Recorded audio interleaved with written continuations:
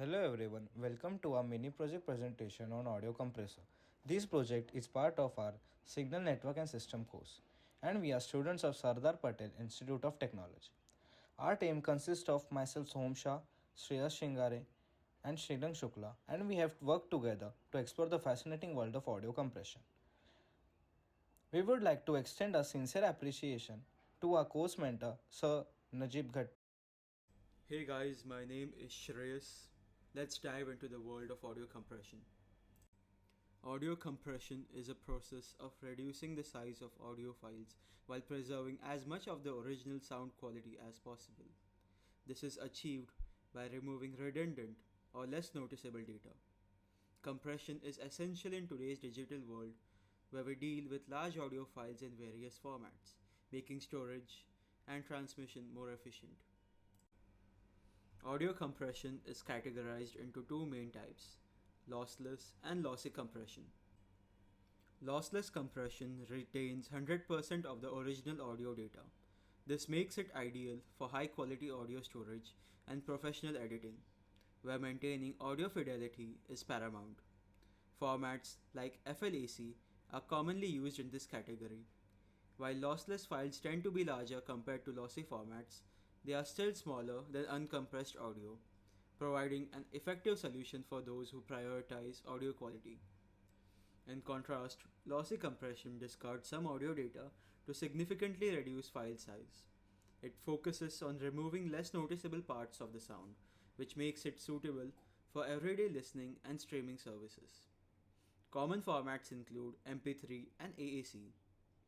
Lossy files are much smaller, making them ideal for faster streaming and efficient storage, especially in situations where bandwidth is limited.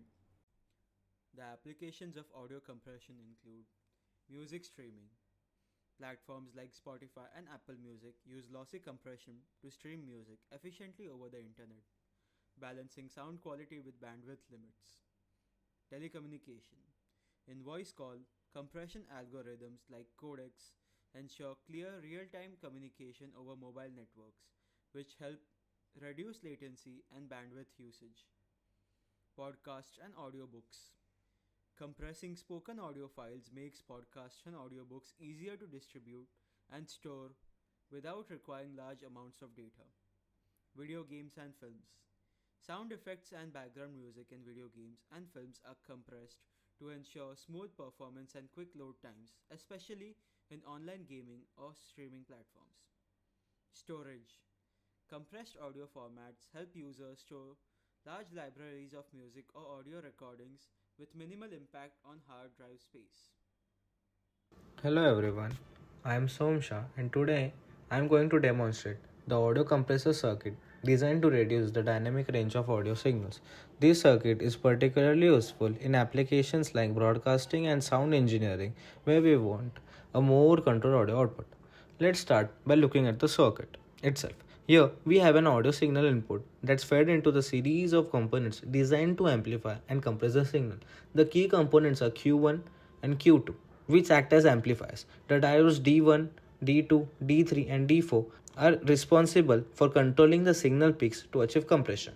The resistor capacitors help in setting gain, filtering frequencies, and managing timing.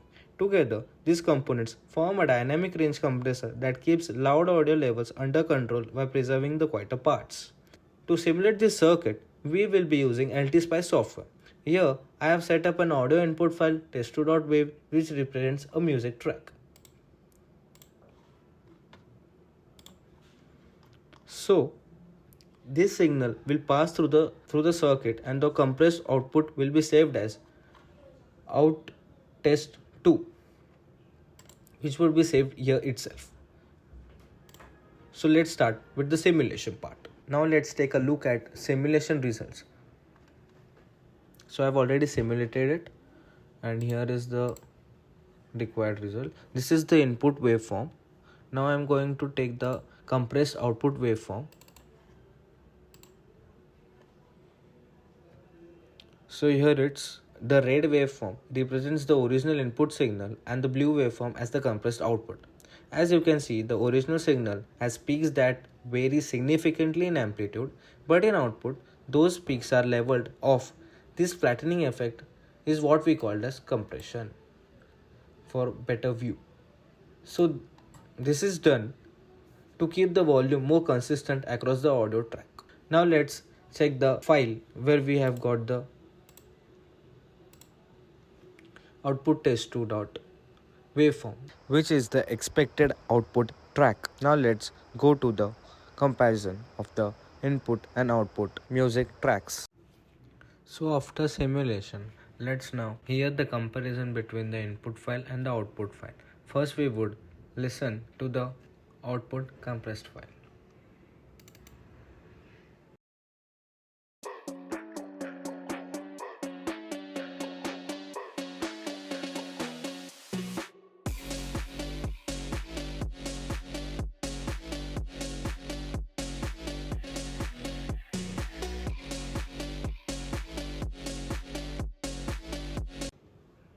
So here are the first 20 seconds as we recording in the transient section.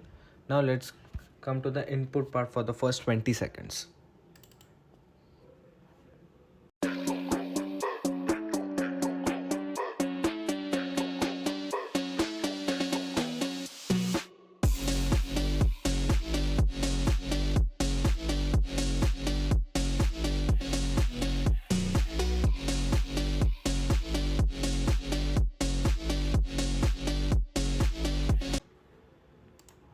So it was quite noticeable that the volume fluctuations in the input was quite a bit, especially the louder sections.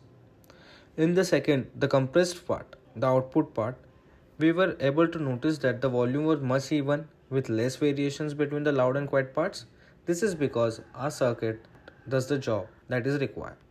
So now let's talk about for those who are interested in the technical aspects. We can adjust certain resistor and capacitor values to tweak the circuit's response. For example, changing the resistor R3 or capacitor C4. Even changing the capacitor R2 will alter the compression effects, either making it aggressive or more subtle. These changes can help us to fine tune the attack and release times of the compression. So, this type of audio compression is commonly used in broadcasting to prevent certain volume spikes, in music production, to balance instruments, and even in live sound systems to ensure consistent audio levels. It is an essential tool in modern audio engineering. In summary, this audio compressor circuit effectively reduces the dynamic range of an audio signal, giving us a more controlled and consistent output. We have seen how it works in simulation and heard the difference in the audio quality as well as the simulation part. Thank you for watching. Hopefully you enjoyed it. Now I rest the next part of this video, that is the detailed explanation of our circuit, to my friend Sriram. Thank you. I'm Sriram Shukla and I'm going to walk us through the workings of our circuit. So let's start with the input signal. This is where our audio signal enters the circuit. The AC voltage source here represents an audio input like music or voice. Right after that we have a capacitor here C2. This is used to block any DC component, ensuring that only the AC, the actual audio, passes through. The audio signal then moves to the base of our transistor Q1. This is our first transistor. So this is our initial amplifier, boosting the strength of the incoming audio signal. This amplification prepares the signal for the next stages where the compression actually happens. We also have R1, a resistor at the input which sets the input impedance and controls the current flowing into Q1 to keep the amplification stable. Now here's an important part. The amplified signal reaches the collector of Q1, here, where we have placed the diode D1, along with D3, acts to rectify the signal. So what does rectification mean here? It simply means that these diodes converts the AC audio signal at Q1's collector to a DC voltage. This DC voltage is key because it acts as a control voltage. As the input audio signal gets louder, the amplified signal at Q1 collector also gets stronger, which in turn increases this control voltage. When the input is soft, the control voltage remains low. So this control voltage essentially tells us how strong the input signal is. Now let's talk about the gain control with Q2 and smooth compression action. Now let's see how this control voltage helps compress the audio. This DC control voltage is fed to the base of our second transistor, Q2. Here, this is the base. Q2's role is to manage the gain of the signal based on the control voltage it receives. When the audio signal is loud, we get a high control voltage. This high control voltage causes Q2 to reduce the overall gain, effectively turning down the volume of the output signal. In simpler terms, Q2 automatically attenuates or lowers the gain for loud sounds so they don't overwhelm the output. This is the essence of compression, keeping the output level more balanced. To make this compression effect smooth and natural, we have added capacitor C3 here and C4. Alright, here to control the voltage. They work to filter and stabilize the control voltage so that any sudden spikes in loudness don't cause abrupt changes in volume. Instead, the compressor reacts gradually, making the sound more natural. So after all this processing, the compressed audio signal is sent to the output. This is done through R2. Okay, so R2 is right here, a resistor that serves as a load and helps shape the final output level.